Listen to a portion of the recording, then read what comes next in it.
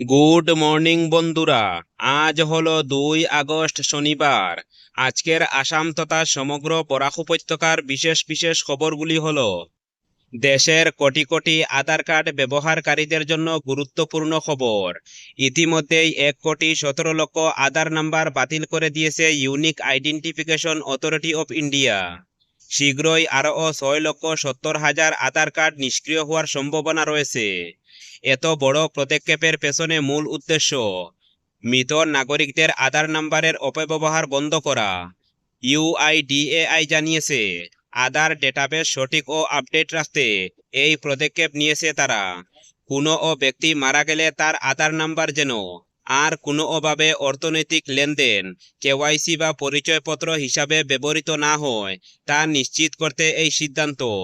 UIDAI জানিয়েছে, মাই আধার পোর্টালে এখন থেকে পরিবারের কেউ মারা গেলে সেই তথ্য নথিভুক্ত করা যাবে। মৃত্যুর রেকর্ড যাচাই করে ইউআইডিএআই নিজে থেকে ওই ব্যক্তির আধার নাম্বার নিষ্ক্রিয় করে দেবে। সূত্র অনুযায়ী দেশের 28টি রাজ্য এবং একাধিক কেন্দ্রশাসিত অঞ্চল থেকে ইউআইডিএআই প্রায় 1,55,00,000 মৃত্যুর তথ্য সংগ্রহ করেছে।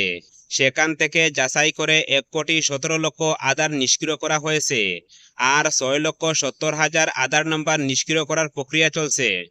এছাড়া ইউআইডিএআই নজরে রয়েছে 100 বছরের বেশি বয়সী যাদের আধার এখনও সক্রিয়। তাদের ক্ষেত্রেও যাচাই চলছে তারা আদৌ জীবিত রয়েছেন কিনা। পরবর্তী খবরটি হলো, রাতাবাড়ী বিধানসভার বিদ্যানগর এলাকায় যেন হঠাৎ করেই রূপ নিল এক রহস্যময় ঘটনার। এলাকাবাসী তখনই ভাবতে পারেননি যে এক শান্ত দুপুরে তাদের স্বাভাবিক জীবনে প্রবেশ করবে এমন এক জীব, যা দেখে আতঙ্ক, বিস্ময় আর কৌতূহলে এক অভাবনীয় মিশ্র প্রতিক্রিয়া সৃষ্টি হবে। ঘটনাটি ঘটে লক্ষিন্দর রায় নামে এক স্থানীয় বাসিন্দার বাড়ির আঙ্গিনায়। হঠাৎই দেখা যায় একটি প্রায় 30 হাত লম্বা সাপের মতো দেখতে একটি জীব, যা স্বাভাবিক চোখে দেখে যে কেউ সাপ মনে করবে। দেখতে লম্বাটে, সরু ও ধীরে ধীরে নড়াচড়া করেছে। মুহূর্তের মধ্যে স্থানীয় বাসিন্দাদের মধ্যে রটে যায় এই সাপের খবর। আশেপাশের লোকজন ছুটে আসেন, কেউ ভয়ে দূরে সরে যায়, কেউ আবার মোবাইল ফোনে ধারণ করে সেই দৃশ্য। তবে স্থানীয় কয়েকজন সচেতন ব্যক্তি ও জীববিজ্ঞান নিয়ে পড়াশোনা করা ছাত্রছাত্রীদের কাছ থেকে জানা যায় এটি আদৌ সাপ নয়। এই রহস্যময় জীবটির আসল পরিচয় হলো হর্স হেয়ার ওয়ার্ম। এ ধরনের বিরল ও লম্বা কৃমি। বৈজ্ঞানিকভাবে এদের বলা হয় নেমটোমরফা শ্রেণীর অন্তর্ভুক্ত। পরবর্তী খবরটি হলো, মার্কিন প্রেসিডেন্ট ডোনাল্ড ট্রাম্পের হুমকির পরিপ্রেক্ষিতে রাশিয়া থেকে অপরিশোধিত তেল কেনা আপাতত বন্ধ রাখল ভারতের রাষ্ট্রীয় তেল পরিশোধন সংস্থাগুলি। সাম্প্রতিক সময়ে রুশ থেকে আমদানিতে জটিলতা বাড়ার পাশাপাশি মার্কিন চাপেও এই সিদ্ধান্তের কারণ হিসাবে দেখেছেন বিশেষজ্ঞরা। গত এক সপ্তাহে ভারতের 4 প্রধান রাষ্ট্রীয় তেল শোধনাগার সংস্থা India oil corporation, Hindustan petroleum, Bharat petroleum এবং মাঙ্গালুর রিফাইনারি অ্যান্ড পেট্রোকেমিক্যাল রাশিয়া থেকে নতুন করে তেল কেনেনি। এদিকে রুশ থেকে আমদানি বন্ধ হওয়ায় ভারত বিকল্প উৎসের দিকে ঝুঁকছে। মধ্যপ্রাচ্যের মুরবান ক্রুড এবং পশ্চিম আফ্রিকার অপরিশোধিত তেল এখন ভারতের প্রধান লক্ষ্য। স্পট মার্কেটে দ্রুত সরবরাহযোগ্য তেলের সন্ধান করেছে ভারতীয় সংস্থাগুলি। পরবর্তী খবরটি হলো, বাংলাদেশের জেহাদি সংগঠনের সঙ্গে জড়িত থাকার অভিযোগে 32 বছর বয়সী এক যুবককে আটক করল হাইলাকান্দি পুলিশ। আটক করা যুবকের নাম আতিকুর রহমান লস্কর, বাড়ি হাইলাকান্দি বড়বন এলাকায়। হাইলাকান্দি পুলিশের ওসি সাইবার সেলের সূত্র ধরে আতিকুরকে অভিযান চালিয়ে পাকড়াও করে তদন্তের বৃহৎ স্বার্থে তাকে রিমান্ডে আনে হাইলাকান্দি সদর পুলিশ। শুক্রবার তাকে গ্রেফতার করে পুলিশ। তার শারীরিক অসুস্থতার পাশাপাশি বিভিন্ন ধরনের জিজ্ঞাসাবাদ করা হয়েছে। অভিযোগ, আতিকুর একই সঙ্গে 8 থেকে 9টি ইনস্টাগ্রাম চালিয়ে যাচ্ছে, আর ইনস্টাগ্রাম উস্কানিমূলক ভিডিও আপলোড ও বাংলাদেশি জেহাদি সংগঠনকে সমর্থন করার অভিযোগ রয়েছে তার বিরুদ্ধে।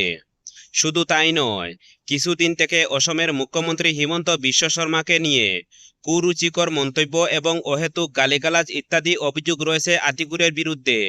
হাইলাকান্দি পুলিশ তার বিরুদ্ধে পুঙ্খানুপুঙ্খভাবে তদন্তক্রমে বিহিত ব্যবস্থা গ্রহণ করবে।